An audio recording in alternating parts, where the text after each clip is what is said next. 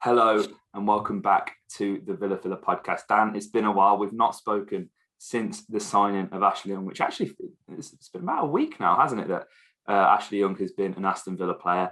That feels really good. But the Twitter sphere has certainly descended into chaos on the morning we're recording this podcast. Dan, first of all, before we get into all of that, how are you doing, mate? I'm good, mate. I'm good. It feels like the only thing, I feel like these podcasts at the moment are a bit like the G7 summit, whereby the only thing that can draw us together in one space is an absolute crisis taking place. Do you know what I mean? Like, I feel Absolutely. like the whole world has to be coming down for you and I to be like, right, it's time. Let's get the mic. Completely unintentional, of course. But no, mate, I'm good. I'm here to dispel. It's going to be quite a fun podcast actually, because in one half of the podcast I'm going to talk about how no one should believe paper talk and it's all absolute nonsense, and then for the second half of the podcast I'm going to be telling you how we should all believe paper talk because we're going to sign a really exciting Argentinian winger. So prepare for a That's lot just of what we do. hypocrisy on That's this the transfer podcast, rumour guys. mill. Let's go. Let's Yeah, not go. bad. But I mean, obviously, let's address the elephant in the room, and that is TalkSport, who are reporting that. Man, I can't even say it. I can't say it, guys. You know what we're talking about. Oh God. TalkSport are reporting that Manchester City are close to agreeing a £100 million transfer over Jack Grealish, and the details aren't really being discussed as of yet. Some outlets are reporting that's cash plus players. Some outlets are reporting that Villa are exclusively holding out for cash. This has really fucked my morning up. I can't lie. This has really messed me up. I think first of all, as we literally just discussed off air, Dan, until it's Percy, until it's Precy, until it's Evans, I'm not getting carried away. These guys, the two former more than the latter, are in the know. They know what's going on in and around the club, and I've got a lot of trust for the sort of the established Villa journalists. I'd throw Matt Mayer into that as well. He's very well connected. And we're not seeing anything from them. We're seeing it being reported in the Daily Mail. We're seeing it being reported in TalkSport. We've seen it reported in the Sun. It's a common denominator here who owns all of those media outlets. For one, Dan. For two, again, Jim White. The guy is never in the know about any transfers. The only time he knows about a transfer is when it's happening and he's announcing it on Sky Sports. So that's, to debunk that, the myth that Jim White is in the know is complete and utter nonsense. However, Dan, we can't sit here and definitively say that, come Watford away at the start of the season, Jack Grealish will be an Aston Villa player. We can't say that, can we? So we have to entertain these kind of headlines, especially when Grealish is getting the kind of traction that he is. Fantastic first half performance against the Czech Republic, getting an assist within 12 minutes. It's no surprise that Manchester City want Jack Grealish because, let's be real, he's probably the second best player in Europe right now, if not the best. You're talking your Kevin De Bruyne, obviously your Messi's, them kind of players. Jack's up there, so it doesn't really come as a surprise that he's linked with Man City, does it, Dan? No, absolutely not, mate. And literally, mate, during your speech then, Greg Evans has tweeted that Man City are preparing a bid. So the waffle that TalkSport are giving us that the deal is close is not true. And I think we have to accept that clubs are going to bid for Jack Grealish. Like, that's always going to be the case. Like, we have, as you say, mate, a top player on our hands. There's going to be so many clubs across Europe that are going to be looking at this boy and wanting a piece of that pie. But it's about what Villa do with that bid, I think is important. And the one thing I will say, and that I've always believed with Jack, is that he didn't leave, go as far back as he didn't leave when he was in the academy. You see so many academy starlets go off and join the bigger clubs. He didn't leave when we lost the FA Cup final. He didn't leave when we got relegated. He didn't leave when we finished 13th in the Championship. He didn't leave the season after when we lost the playoff final. And I think any one of those given moments, Villa fans would have been like, yeah, you've done your dues. Like, you've had far too many lows at this football club. You're owed a bit of success. But he stayed. He didn't leave when we got promoted and survived only by the skin of our teeth. He didn't leave when he put the club in a steady position. It's like now we're sort of looking at this point where Villa are seriously on an upward trajectory. It's like, why now? Why would he go now? It's like if Jack seriously wanted to leave Villa and wanted to go and play for Man City, why wouldn't he do it when we got relegated? Why wouldn't we do it? Why wouldn't he do it? If he left, mate, after that West Ham game, I would have had no quarrels whatsoever. I'd have been like, mate, you stuck with us for all those championship years. You were consistently the best player in the league. You knew that you were you're a big fish in a very small pond.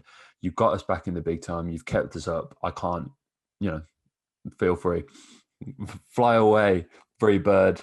It's your time. But now I sort of look at it and it's like, why now? It doesn't make sense to me. And so this is why I sort of have a lot of faith, is because right now it's like Villa could be playing in Europe. You want that European football, Jack. You give it a year and you could do it with the club that inherently I believe that he wants to spend the rest of his career playing for. And so it's like, there will be bids. I would like more than £100 million. But if I'm Jack, now doesn't seem like the right moment. There would be unfinished business, I feel. Yeah, and I think, that lends itself to a potential return on the cards if it did happen. That is, I do think that if he does leave, this won't be the last we've seen of Jack Grealish in a Villa shirt. But it's just a really depressing thought. Your best player, as I think, Dan, for all of them reasons you have listed, as to why he should stay, could stay, it makes sense to say. I to play devil's advocate, it equally suggests, that he's more than, able to move on right now. He's done the most. Obviously there's still more to do, but with everything he's done, although European football is a genuine possibility for Aston Villa, we're talking about him signing for a club where he's going to win at least 2 of the 3 domestic tournaments that we have here in England. He's going to be competing in the deeper stages of the Champions League. As well, another thing you've got to question, if Gareth Southgate can't figure out how to play Sterling, Foden and Grealish, how does Pep Guardiola, what does that mean for Raheem Sterling specifically? Will he be on the move? Obviously, we've seen in the report City are looking to offer players in to kind of help facilitate this deal. But, there's going to have to be outgoings on City's behalf as well. We know they're a very rich club, but we know UEFA don't like them. So if you're going to sign a Jack Grealish for £100 million, you can bet there's going to be a UEFA investigation in regards to financial fair play, can't you? There's so many factors to this. And, the 5-year deal he signed last summer, Grealish 2025, it doesn't make sense, but it depends whose decision this transfer is, where whose court does this ball lie in? Is this in Grealish's court or is this in the owner's court? Because whilst £100 million, a record transfer fee for a British player, be our record outcome, we're probably never going to sell another player for a fee like it, Dan. I would be worried, especially given how we've seen, the Supermax contract that Edens has given Giannis at the Bucks. It doesn't, it wouldn't seem right from the owners, but I could understand with, Jack certainly has more than enough credit in his Aston Villa account to sort of cash in on a move to, I don't want to say a super club, but, I don't need to sort of big up Manchester City any more than they already are. It would make sense, but I feel like, I hope you're right, Dan. I think we do have one more year with Jack Grealish. I don't see this being a forever thing because he's too good. He really is. Like, Jack Grealish he deserves to be winning World Cups. He deserves to be winning European Championships. He deserves to be winning Champions Leagues. He deserves all of these accolades, and I don't think he would necessarily regret not leaving Villa, but there would certainly be something playing in the back of his mind, especially when he's mixing it with, your Fodens, your Sterling, your players like that. We can't pretend like they're not in his ear like Emi was with Buendia, can we? There's all genuine possibilities, and as disappointing as it is to hear all this news, we don't want to try and again, we can't definitively say he's staying. We can't definitively say he's going. We're not in the know. We're giving our opinion on the news as we do with these transfer rumours, Dan. And I think that's probably where we leave it with this one, because I don't want to check Twitter. I just don't want to read it anymore. It's depressing. It's not what we want to see. There's all sorts going on. I mean, literally in the time that we've been talking, Rob Dorset of Sky has said that Aston Villa have opened talks with Jack Grealish over a new contract that's been going on in the last week. We've got other journos saying that he's close to like completing leave. We don't know where we stand on this one, but it's like you when you have a player of this stature, you go through this, don't you? I mean, look at the United and Sancho thing. Like, these things really do rumble on, and often, nothing happens as it has with Sancho. So it goes one of two ways, doesn't it, mate? And so I think you're right in that we do leave it there. Yeah, absolutely, because we've had 2 breaking news pieces just in this opening 10 minutes, Dan. So, I think we leave it at that now, and we go on to, of course, the elephant in the room.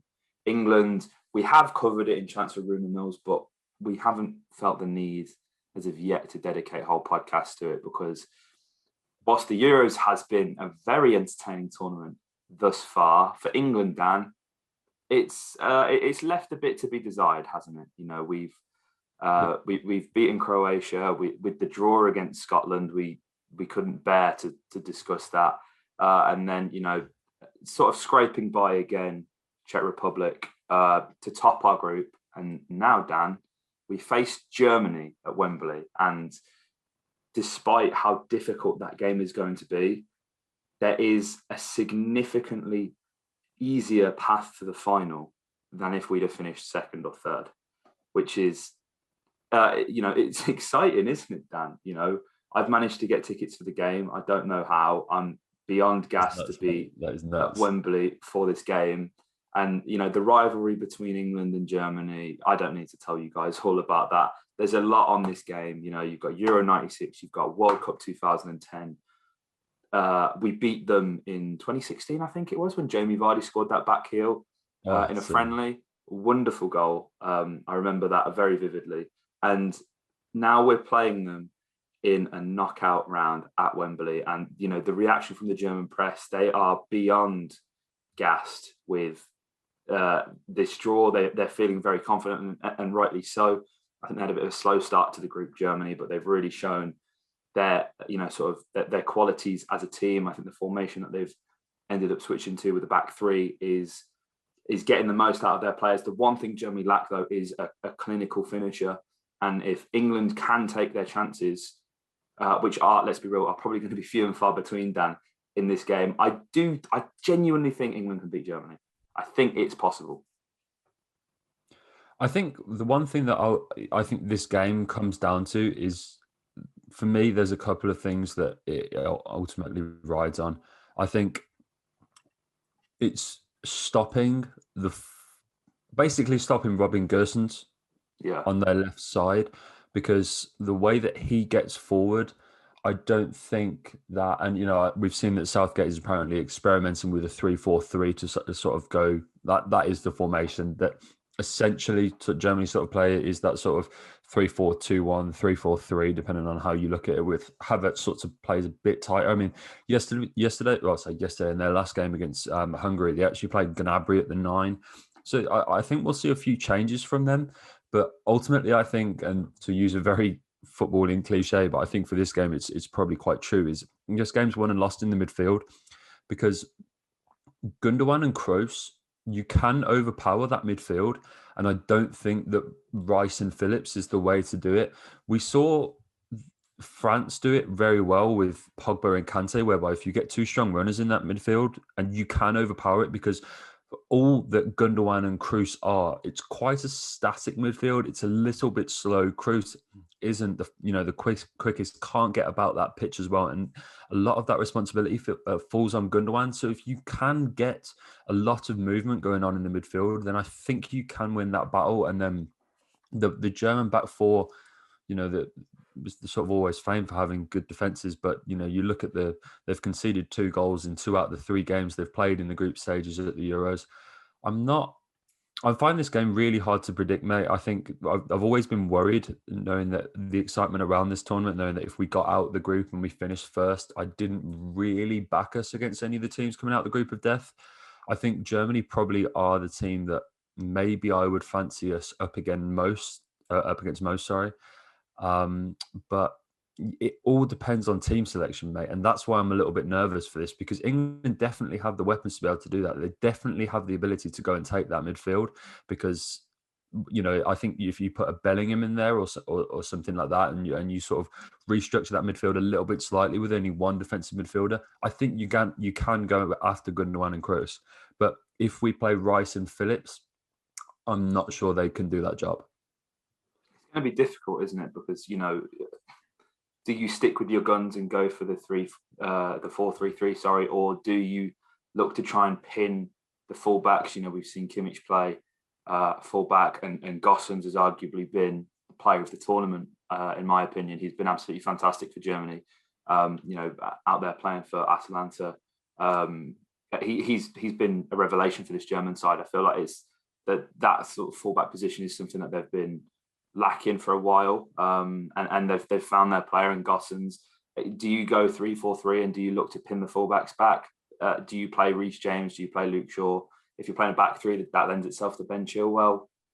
Saka, arguably man of the match the other day against Czech Republic.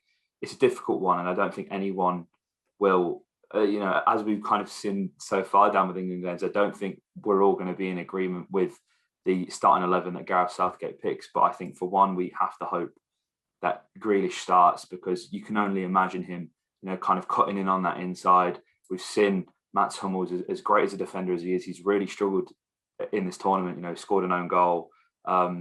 You can just imagine with the likes of Jack, with the likes of Sterling, with the likes of Phil Foden running at him, what could be.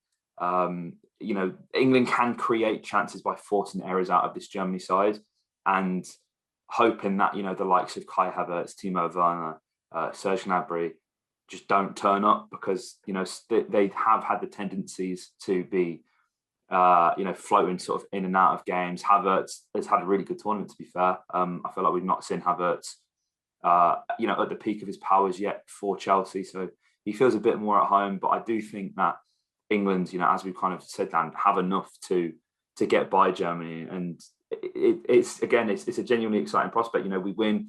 All of our games are going to be played at Wembley, so you have to take advantage of that home advantage. I believe there's going to be 65,000 in Wembley for this game, isn't there, Dan? Which is, again, that's massive. You can't underestimate that. I'm sure there will be London's German population in attendance as well for the Germans. But there's a lot riding on this game. It's very exciting that we've made it this far. And I think, to be fair, the group of death played out really well, because Hungary actually played their part extremely well. They should feel very unlucky, shouldn't they, Dan? Because they've been very good in all of their games, and so unfortunate not to, finish third. Certainly didn't deserve to top the group by any means, but Hungary played their role very well in disrupting the sort of status quo of that group, I do think. And, that's what we like about the Euros. We like seeing these teams. The Ukraine have been very good.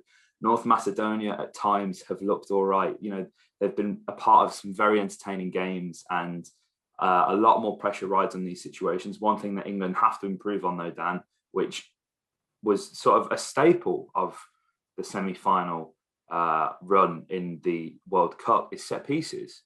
I feel like all we did was score set pieces in Russia. Where's that gone? We don't have that ability to score from set pieces. And as everybody knows, they're arguably one of the most important things in tournament football, aren't they, Dan? Yeah, you're absolutely right, mate. I don't think we've seen the best of England in terms of goal threat generally. I mean, set pieces, you've hit the nail on the head there, mate. But I do lend myself to the opinion that we'll play better against sides where we can counter. You have to be a very well organised and very well coached side to break down a low block. I think especially when they are when you're playing like Czech Republic and Scotland. And I think the Scotland game was very poor, but in the days after it, you sort of that left side of Tierney and Robertson is like one of the best in world football, which is mental to say, but like as a left-sided pet, like that is That's like super club stuff like that. And so it's like you then look at what is a very strong midfield with John and Billy Gilmore, and when you had like Callum McGregor and they've got Brian Jack in that squad, and so you sort of do look at it and you're like, yeah, you can understand, and breaking that low block down and a very well organised Scotland side is not easy. And so when you look at sides that can counter, as Hungary did very well, so we can draw a lot of confidence from that Hungary performance, because they only had 24% possession in that game and managed to get 2 goals against Germany. And I think, unfortunately, Leon Goretzka's goal means that he'll probably start in the England game, and he's a far better suited player to that midfield, I think, than Gundogan. So that'll be really interesting, mate. But yeah, mate, you've been very lucky this year with all the games that you've gotten to go to, and yet again, I'm sort of that meme where it's the guy who's like got the mask on but he's smiling, and then everyone is like, oh, like crying. That's me right now. I'm incredibly jealous, mate. But yeah, go and enjoy it. It's going to be an amazing experience, mate. Absolutely finesse that. But Dan, we should move on to the final part. What everybody's clicked on this for, the exciting part, the ever beacon of hope, the heart of the Holte YouTube channel. And that is down to our transfer of Rumour Mills. And yes, again, we're late to the party on this one, but we're here nevertheless to give you the rundown, as there has been a lot of talk about River Plate's Julian Alvarez. And this is a very exciting prospect, Dan, isn't it? We've taken a bit more time just to kind of have a bit more of a deep dive to really understand what kind of player we're going for, because as you can imagine, Argentinian first division football is kind of difficult to find in the United Kingdom, and we want to give you a comprehensive lowdown. And we're here now to do so. It's very exciting. He's only 21 years old. It looks like we're looking to build a strong Argentinian contingency within the squad. This would be the third Argentinian added to this squad, which is crazy to think, Dan. It sounds stupid, but it's exciting that we're signing Argentinian players. Like, we've got a nice little Brazilian cohort. We've got a nice little Argentinian cohort. Of course, the likes of Wes and Dougie have represented Brazil. Emi has represented Argentina, and Buendia just had his first call up, which generally how the Southern American teams do, they call players up for their provisional squads. They will then get cut, but they'll generally appear in the next squad, just to kind of, so as the managers can have a bit more of a look at them in training, because as you can imagine, Southern American players are scattered all around the world.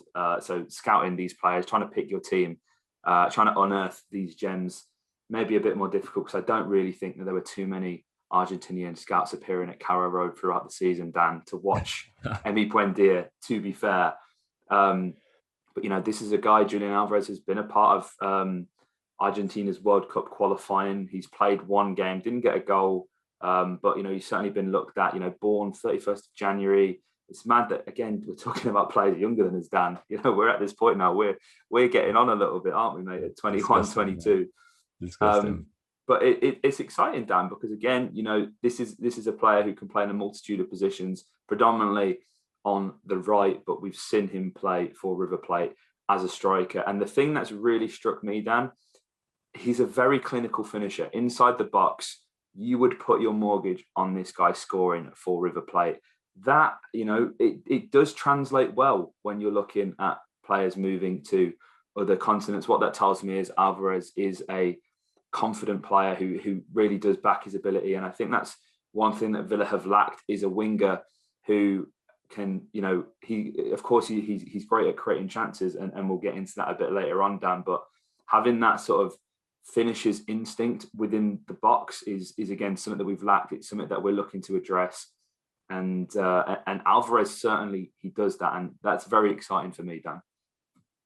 Yeah, for sure, mate. It's really interesting. It's an interesting move to sort of engineer, because he's a very exciting young player, and there's a lot of optimism about him over in Argentina. Performed very well for River Plate last season. I think 4 goals, 7 assists in 20 games, and he's sort of picked up some interest from the likes of Ajax. He's had trials with Real Madrid before, so he's not, clearly not against the idea of moving to Europe. And as a result, he's sort of positioned himself with an agent called Fernando Hidalgo, who is something of, he's proven before he can engineer moves with Argentinian players to the European continent quite easily. His clients before have included Diego Milito, who was obviously Argentinian, had time with Inter, Genoa, Zaragoza, different clubs like that. He also was the agent for Hernan Crespo, who, needs literally no introduction whatsoever. Claudio Lopez, Nelson Rivas, who was a centre-back, who wasn't actually Argentinian, to be fair. He was Colombian, but when he was his agent, went and signed for Inter, Livorno. He actually went and signed for some clubs in the MLS. And he's done the same with Christian Pavon, who hasn't come to Europe yet, but definitely will do at some point. And he's been spending time with LA Galaxy. So he's an agent that is very comfortable in engineering moves for players to move out of Argentina. So it's clear that Julian, that's where his career wants to head. And it's exciting that we're linked with these sorts of players. We've seen a lot of River Plate sort of fan accounts already saying their goodbyes. We haven't seen anything that concrete to suggest that he's definitely set for the Villa as of yet. But yeah, it's one that's really exciting, and it's interesting that we seem to be wanting to add to these forward positions, because after the signing of Emi Buendia, I genuinely felt like we were sorted in that department. Like all I really wanted was, look at the wingers have performed so well this season. Bertrand and El Ghazi have had, career years. You've got Jack Grealish. Ollie Watkins has been fantastic. Maybe I'd like another striker. But you would then add Buendia, who can play on either wing, maybe in the 10. It's like I felt we were pretty much sorted here. So it's interesting that we're continually going after these players, mate. But hey, I won't complain. No, absolutely. And Alvarez wears that number 9 shirt. We've seen he plays in that position on occasion. And again, just looking at some of the stats, he's averaging 1.3 shots per game, 1.6 key passes per 90 minutes. Again, averaging 1.7 dribbles. It's all really encouraging stuff when you're looking at, offensive contributions.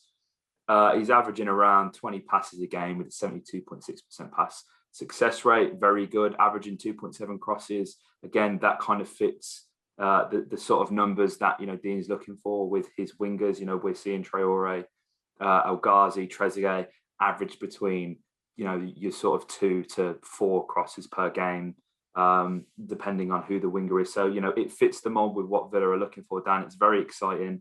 As you said, I feel like this may be forward cover, to be perfectly honest. I feel like even though we've seen Wes in the back end of the season, it's probably going to be a while till he's up to speed.